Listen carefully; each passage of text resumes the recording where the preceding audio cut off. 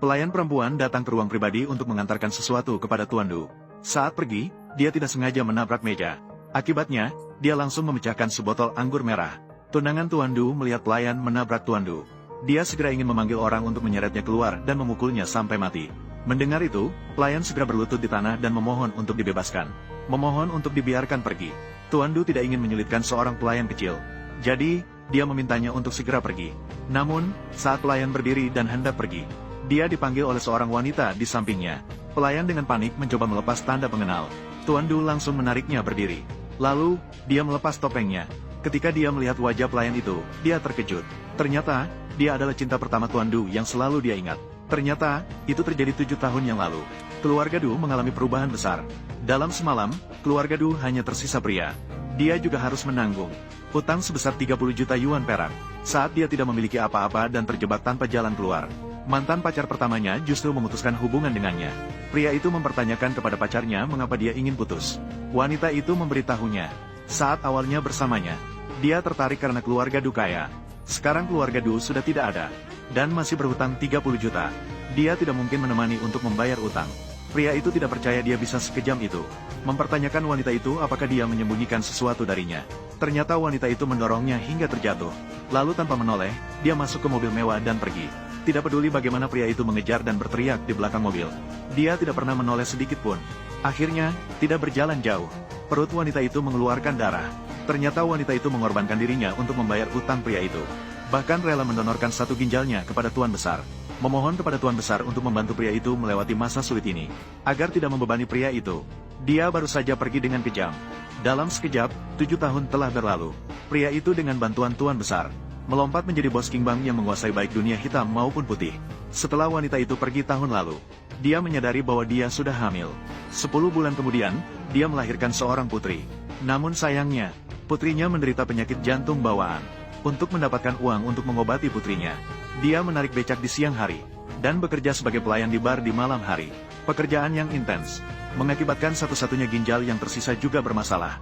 Dokter memberitahunya, bahkan jika dia beristirahat dengan baik, paling lama hanya 3 bulan waktu. Dokter berulang kali mengingatkannya untuk tidak minum alkohol. Wanita itu keluar dari rumah sakit dengan putus asa, tanpa sengaja menginjak seorang asing. Dia segera berjongkok untuk membersihkan sepatu orang itu. Saat dia mengangkat kepala, dia baru menyadari bahwa itu adalah sahabat baik pria itu. Orang itu langsung mengenalinya. Melihat wanita itu sekarang jatuh dalam keadaan seperti ini, dia tanpa ragu menghina wanita itu. Wanita itu tidak membantah, melainkan memilih untuk pergi dengan diam. Akhirnya, saat dia baru akan pergi, dokter segera mengejarnya keluar. "Nona Lin, ini obat Anda." "Terima kasih." Lin Haitang sakit. Memang ada balasan untuk setiap kejahatan. "Guru Li, apakah Anda mengenalnya?" "Bahkan jika dia menjadi debu, saya tetap mengenalnya. 7 tahun yang lalu, dia mendonorkan ginjalnya untuk seorang tokoh besar. Tak disangka, ginjal ini juga telah rusak. Masih muda, dia telah menderita banyak. 7 tahun yang lalu. Bukankah itu saat keluarga Du bangkrut? Apakah uang 7 tahun yang lalu ada hubungannya dengan Lin Haitang? Ini sebenarnya bagaimana? Tidak bisa. Saya harus menyelidiki ini dengan jelas." Saat wanita itu datang bekerja di bar malam itu, manajer memintanya untuk mengantarkan sesuatu kepada tokoh besar. Ketika dia tiba di ruang VIP, dia baru menyadari, tokoh besar yang dimaksud manajer adalah pria itu. Karena terlalu gugup, dia secara tidak sengaja menyentuh meja. Inilah yang menyebabkan adegan awal itu. Melihat mantan pacar yang sudah 7 tahun tidak ditemui, pria itu tanpa sadar mengulurkan tangannya ke pipi wanita itu. Tapi wanita itu tetap tidak bisa menghindar.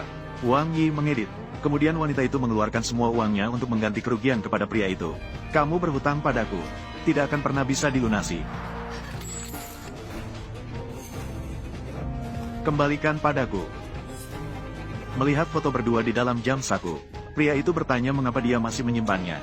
Tunangan yang licik segera melangkah maju. Dia mengatakan bahwa wanita itu sedang berpura-pura menderita. Tujuannya adalah untuk mendapatkan simpati pria itu. Kemudian pria itu mengeluarkan sebuah cincin berlian senilai 3.000 yuan perak, meminta wanita itu untuk memilih antara cincin berlian dan jam saku. Wang Yi mengedit sebelum wanita itu untuk membuat pria itu benar-benar putus asa. Tanpa ragu, dia memilih cincin berlian. Melihat pilihan wanita itu, pria itu langsung merasa sangat kecewa.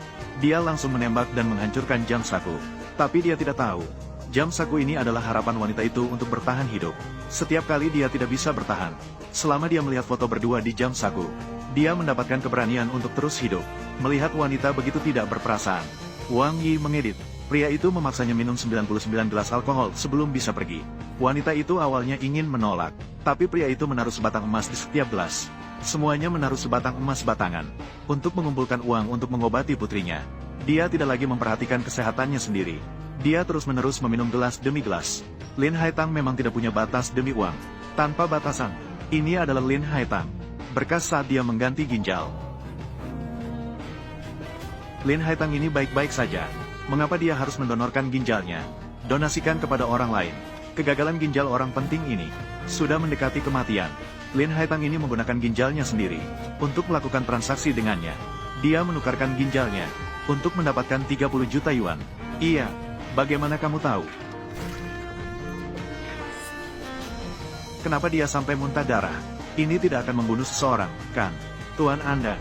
Lagi pula, kalian pernah saling mencintai. Jika tidak, apa yang mungkin terjadi? Lagi pula, itu adalah keinginannya sendiri. Minum alkohol untuk uang.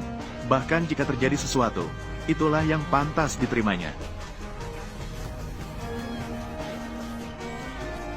Selama kamu memohon ampun padaku, sisanya, bisa tidak perlu diminum lagi. Ya Yuan, kamu masih lembek. Tuan Anda, apakah saya bisa pergi sekarang? Pergi.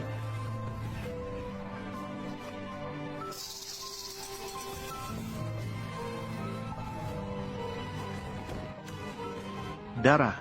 Banyak darah. Seseorang telah meninggal. Haitang.